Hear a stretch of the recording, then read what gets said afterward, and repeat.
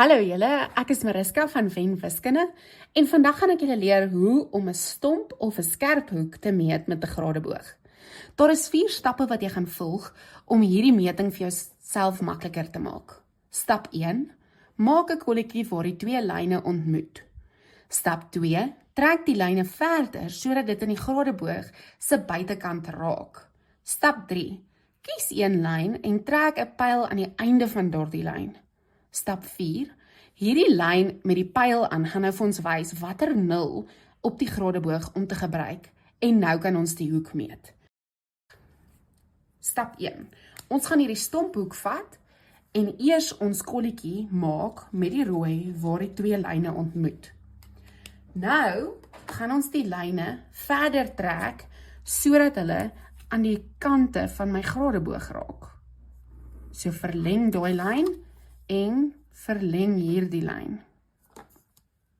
Nou is die lyne lank genoeg om te kan raak.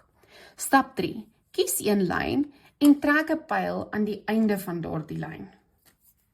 Ek gaan sommer hierdie ene kies en ek maak my pyl daar. Stap 4: die lyne met die pyle wys nou vir jou watter nul op die gradeboog om te gebruik. So as ek nou die gradeboog se kruisie op die rooi punt neersit, gaan jy sien, hierdie pyltjie wys vir ons na die binneste nul toe. Want hierdie nul sit heeltemal aan die ander kant van die gradeboog.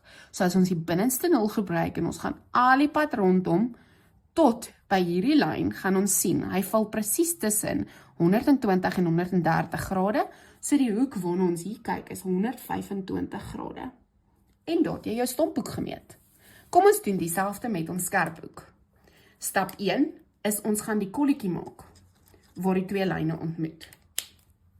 Stap 2 is ons gaan die lyne verleng sodat dit net makliker is om met die gradeboog te meet, want dit is makliker om 'n lyn te lees wat actually aan die kant raak. Stap 2, ons gaan 'n lyn kies. Kom ons kies die ander lyn hierdie keer en ons maak ons pyltjie wat vir ons gaan wys watter nul om op die gradeboog te gebruik.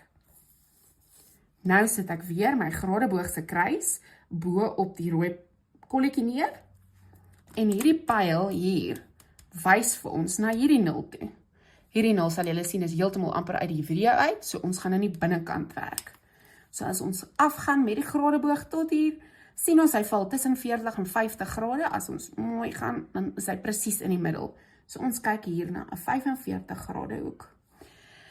Dit is hoe ons 'n skerphoek meet. Kyk uit vir my video oor hoe om in springende hoeke te meet.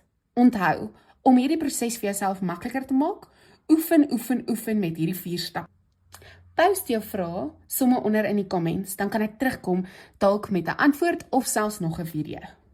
Wen Wiskunde, want enigiemand kan.